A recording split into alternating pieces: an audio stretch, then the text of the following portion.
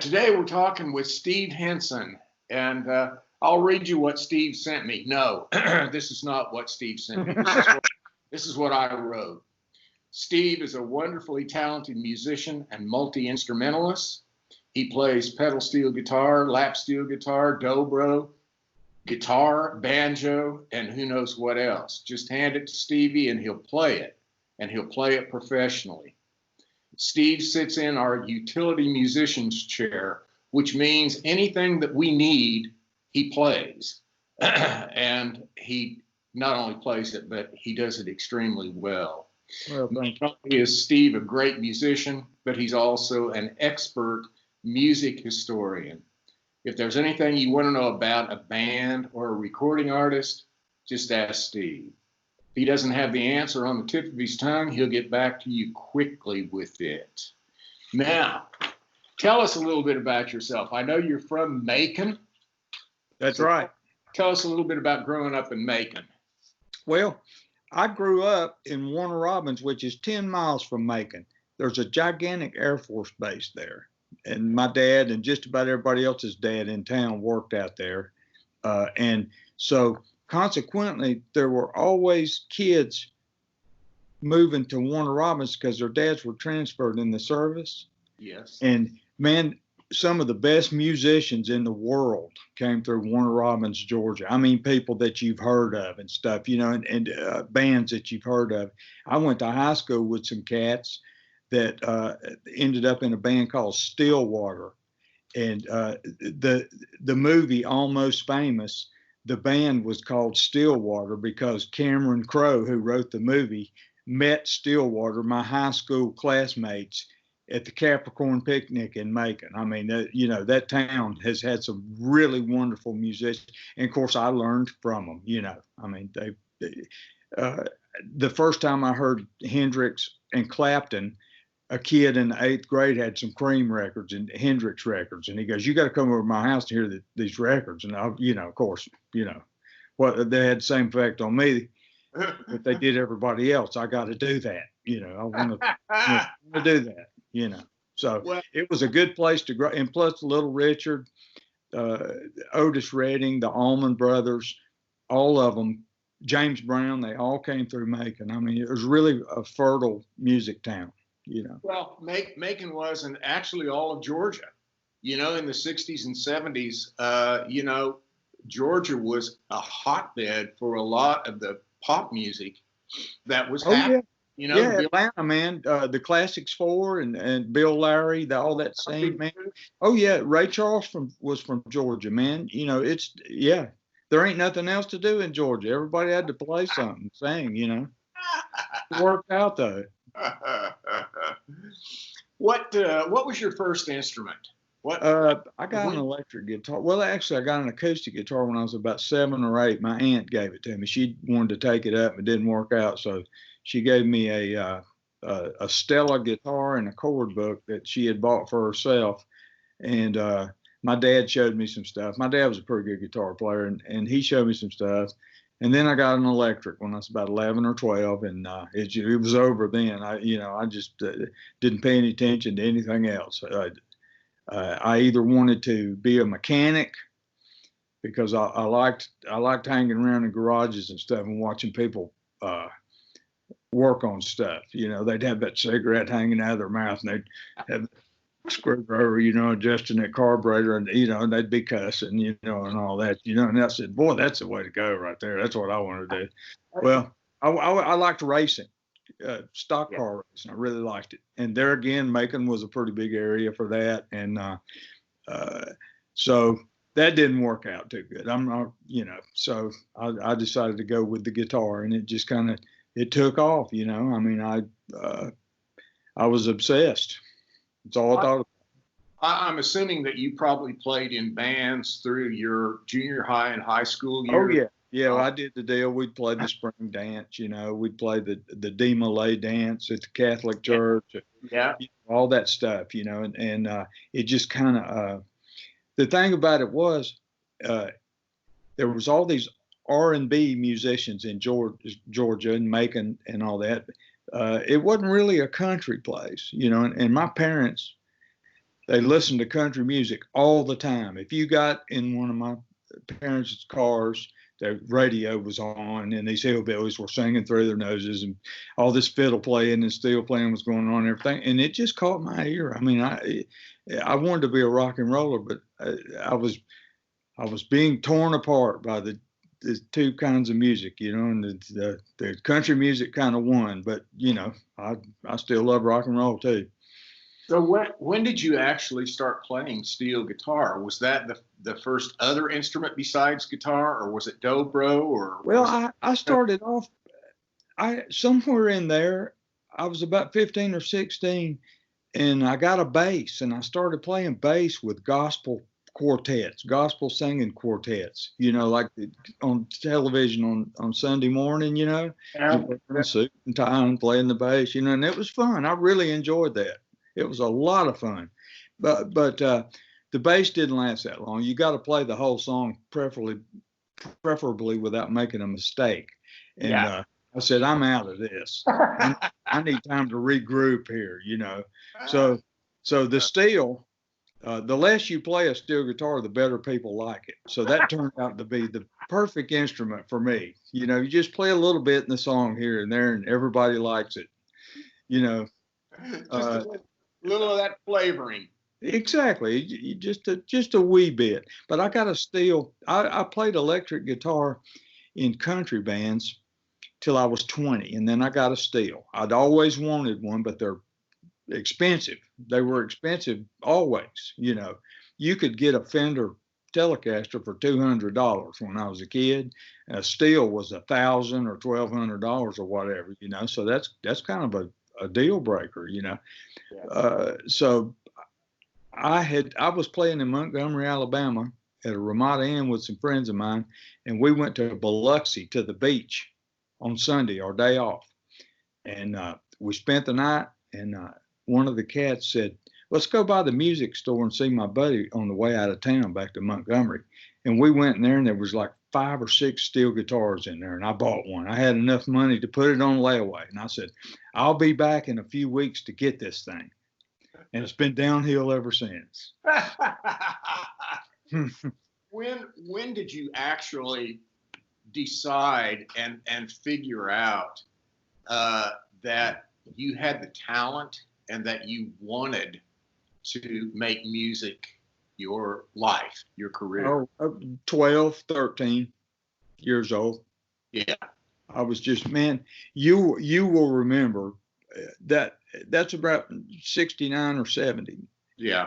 Boy, I'll tell you what, man, there was some wonderful, just great stuff out around 1970. That's kind of my watershed year right there that I always refer back to. You know, man, that's and I mean across the board, country, rock, every kind of music, man. 70 was just, you know, that was a really good time. And I decided then, I said, man, this is what I'm going to do. I don't know if it's going to be part-time or I want to do this all the time. This is what I want to do. Well, it's a big deal for anybody to actually move to Nashville. And so when did you do that? I came up here in 77 with a rock guy named Bobby Whitlock. He was he was in Derek and the Dominoes with Eric Clapton. And he had been on Capricorn, and he left Capricorn Records, and he was needing a band. I was in New Orleans playing with a disco band, and one of my friends said, "Man, you need to get back here. I told Bobby Whitlock about you, and he wants you to be in his band. He ain't even heard you yet, but he's got to have you for his band." So I came back to Macon and went straight to the rehearsal hall from the airport, and one of those stories, you know, and hooked up with him and played with him about 6 months. And a couple times we came through Nashville, and I thought, man, this is where I want to be anyway. Yeah. So one time we came through Nashville, and I just got off. I said, I'm done. I'm just going to stay here. And I've been here ever since, 43 years. Wow. 77. And how did you get into? I'm assuming that you probably started by, going to different venues and networking. But how did you actually get into session play? I'll tell you what. The main thing that happened was Paul Franklin went to work with Dire Straits with Mark Knopfler. Okay. Yeah. When he left and went to Europe and all that stuff with them, all the other steel players kind of moved up a notch. And Bucky Baxter, who we just lost, me and you talked about this. Bucky just passed last week. He went to work with Bob Dylan, and these two things happened about the same time. And and he gave Andy Bird my phone number. You remember Andy Bird? I do remember Andy. He was creative director at Warner Chapel. Yep. He said, man, I'm going with Bob Dylan. I ain't going to be here. So call this guy. Call Steve Hinson. Gave him my number. So between Paul being gone and Bucky doing that, I was telling my wife the other night, I said, those two cats, man, Paul helped me by taking that gig, and between him and Bucky, that's how I got started off playing on sessions. And have you always played the different instruments on sessions? I mean, I know they would hire you primarily as a steel player or a dobro player, but were there sessions where you were hired for that, where you also had to play banjo or something else?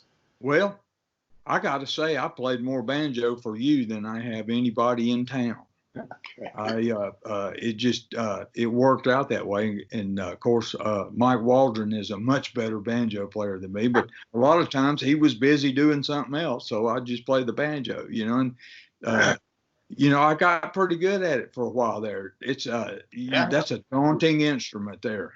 It is, man. It's a pocket thing, man. I mean, it's a very clinical kind of a deal. That boing. Well, it's more of the rhythm section than it is the melodic deal now. It is, and it's got to be, man. It's got to be on that click. It's got to be right in there, because if it's not, man, it sticks out like a sore thumb. Well, it just doesn't.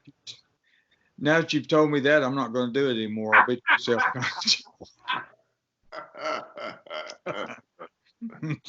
Now, at some point after you got here, you hooked up with George Jones. I did, and that was in the mid-'80s. His band leader and bass player was a real good friend of mine named Ron Gaddis. And we knew each other from working next door to each other in Printer's Alley in the 70s, late 70s. Yeah. And our breaks were staggered. So when we took a break at the Carousel Club, I could run over to the Western Room and watch Ron for 15 or 30 minutes or whatever. And he's just a great singer, man, and bass player and all of it, And George's guitar player left the band, and Ron came in. By this time, I was working at the Nashville Palace, and it's the mid-'80s. Yeah. And I was also working with Ray Price then. Remember Ray Price? I was playing at the Nashville Palace, and then I was playing steel, and then I was going out and playing guitar with Ray Price. And he came in, he said, man, the guitar player has left. George said, why don't you come take the job? And I said, well, I got a couple of Ray Price things I got to do, and I'll have to give a notice here, but yeah, I'll do it, And so I did that for about 3 or 4 years. And that was, you were playing electric for George. Yeah, exactly. That's all. Wow. Although I saw an Austin City Limits the other day that I was on, and I was playing acoustic on a song. I don't know how that happened, but I guess nobody else would do it. But whatever. I ended up. I'm sure you've got a lot of George Jones stories that you can't tell here. Well, you know what? Everybody always asks me that, and he was behaving himself when I was there. He was doing good, man. I think he only missed one thing. when I was there, and I think he was genuinely ill. Yeah. I think he was really sick. So that was a little bit before then the No Show Jones. Actually, it was after. Was it after? It was after, and I remember it well, man. I turned on the television at the six. He was on the. He had a song about being on the 6 o'clock news, and he was on it. He was on it, and they were trying to put him in the back of the state patrol car, and he wouldn't want to go. Was that the famous lawnmower incident? I don't want to. Oh, gosh, that was in the 60s. George had a long career, you know, and of that stuff too. And yeah, Tammy took all the car keys and he rode the lawnmower to the liquor store. So the story goes. I never asked him about that. I don't think he liked to talk about that stuff. Oh, I'm sure he didn't. I'm sure that was not something that he wanted to have brought up. I don't know. I wish there were some stories. Well, there may be stories about me like that, but I don't know. I don't know them. I don't know any about you, Steve. You've always been on top of your game and shown up on time, and which is more than some of the session players that I have worked with in the past. Well, sessions are fun, man. Who wants to be late to have fun? They should be. I mean, if they're not fun, then something's wrong. Well, that's what Jack Clement said. If the session's not fun, we shouldn't be doing it. No. If it's not fun, you ought to just let everybody go and call it a day. Right. So besides Ray Price and George, what other artists have you played with or sessioned with or? Well, I worked with Randy Travis for almost 20 years. Yes. As a steel player and dobro player. And he hired me as a result of us working at the Nashville Palace together. He was the dishwasher and I was the steel player. And so when he got his record deal and all that stuff, everybody in the band except me and one other guy went with him. And I said, man, I'm going to stay here, you know.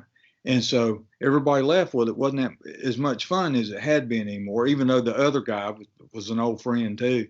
He ended up staying there. Steve Hill was there about 25 years. Yeah. But so then that was when Gaddis came in, Ron Gaddis came in and said, do you want to go to work with George? And since the band had changed so drastically and everything, I just decided to do it. Yeah. What do you have, or do you have any future plans, or is it booking sessions and playing sessions and having fun at this point? I like to do everything I can. It's like there used to be a line of what's that demarcation or whatever it is between being a session player and playing live. Right. Yeah. That kind of got blurred. It sure has. There's people, legendary session players that go out on the road and work with artists because, for whatever reason, I mean, we live in a different world now than we used to as far as the music business, I got a call from Doug Gray with the Marshall Tucker Band the other day. He said, you want to come do some stuff with me? And I've been playing with them a little bit here and there for about 5 years. I said, sure, man, let's do it. As long as I'm playing somewhere and having fun, it doesn't matter where it is. Yeah. Yeah, I remember years ago when I was at MCA Records, and sometime probably about 84 or so, I went somewhere, and I don't even remember where it was, Stevie, but to see Marshall Tucker. Right. They were at that point wanting a label deal. Right. And, I can't tell you. I should remember, but right now I just can't. Who he had? Seems like he had Mims was playing electric guitar with him. And Stroud. Stroud was not playing with him. Right. But he did at one point. Yeah. And also Bob Ray. I think Bob Ray played with him, and I think Bobby Ogden did. Wow. And that goes back to what I was talking about. maybe they just wanted to get out there and play. Maybe the money was so good they couldn't turn it down for whatever reason. It's just like that used to be taboo for a session player to go on the road. Everybody go, man, he's washed up. He's back out on the road. It was, and I think also everybody was so darned afraid that if they went out of town for a week, that people were going to forget who they were. Oh man, anymore. I lived in constant terror of that when I was playing with Randy Travis. I said, boy, they're going to lose my number. So luckily, for one thing, he only worked about 60 or 70 days a year when I was with him, Randy Travis. So man, I could hurry back to town, and a lot of times I'd get me a plane ticket and fly back. Yeah. I've been to the studio from the airport many times. Yeah. That's just what you got to do. Well, it is. Yeah. Yeah. I mean, if that's what you do and that's how you're making your living, then you got to be there. Right. You can't tell people no too many times. Right. Before they find somebody that tells them yes. That's exactly right, because there's a long line, as you know, there's a long line of people that'll do it. They're wanting to do it. What is there a website or anything online where people can go and listen to your music, or see anything else about you or anything? I think on YouTube there's some instructional stuff. There was a guy that rounded up a bunch of session players, and it didn't pan out. It didn't work out, but he made some videos of us playing and teaching and stuff. And so I think some of that stuff, people tell me they still see it on YouTube. So that's up on there, and just Google my name and it'll probably turn up. Other than that, there's old Austin City Limits stuff with George Jones and John Conley. Man, that was my first country music star that I worked with on a regular basis was John Conley. Yeah. What a great guy, man. And him and his band leader, Steve Steckler, man, they gave me a shot. I was playing at Possum Holler down in Brenner's Alley, and it went out of business. It was literally our last night with a job. I was looking into the abyss, man. I was going to be unemployed the next day. I was looking off the cliff into the Grand Canyon going, what am I going to do now? And John Gardner, the session drummer, yeah. He had just gotten a job with John Conley, and they were looking for a steel player. And so he brought Steve Steckler, the band leader, into Possum Holler, and they were walking up the hallway, and I was walking down the hallway to go outside into the wonderful world of unemployment. And John Gardner said, "This is Steve Steckler, John Conley's band leader." I said, "You ain't looking for a steel player, are you?" He said, "Well, as a matter of fact, that's what I'm doing down here." So there you go. And that was 40 years ago. Wow. Did Brent Rowan ever go out on the road with John? He did not. He played on about every one of his really big hits. But I didn't know if Brent ever went out on the road or not. No. I'll tell you the truth. I think that's one of the things that put him on the map was the John Conley stuff, because it had this really cool twin guitar stuff on all the records. Which is what he did. Nobody else was doing that. Yeah. It was what he did. It was real reminiscent of like the Orleans stuff, the Still the One and the Allman Brothers and all that twin guitar stuff, And Brent, boy, he was an ace on that. He was really good at that. He was. So, Friday Night Blues and all that stuff, man, Brent played on that. So, no, he never did go out. I ended up working with Brent on Josh Turner records. He did a bunch of Josh Turner records with us. Yeah. Yeah, he's a great guy. I miss him. I think he lives in Colorado or something. I think he retired. Did he move?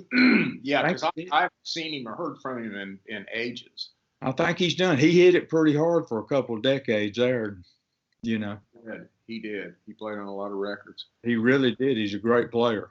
All right, Steve. Well, I think that about wraps us up. We're running out of time here, but y'all need to book some songs with us that because Stevie will more than likely be on the session. I hope so. Probably a lot of you don't even know, who have recorded with us don't even know that's Steve playing banjo, or it's Steve playing steel, or it's Steve playing dobro. So don't tell them that. They'll go, don't get that guy. Now they can put a name to it. All right, man. Well, you take care and be careful, and hopefully we'll see you in a couple of weeks. We're trying to put another one together. So, well, Chip, you're one of my favorite people, man. I love you, and thank you for calling me and talking to me. Right back at you, Steve. Thanks, man. See you later. All right. Have a great day. You too.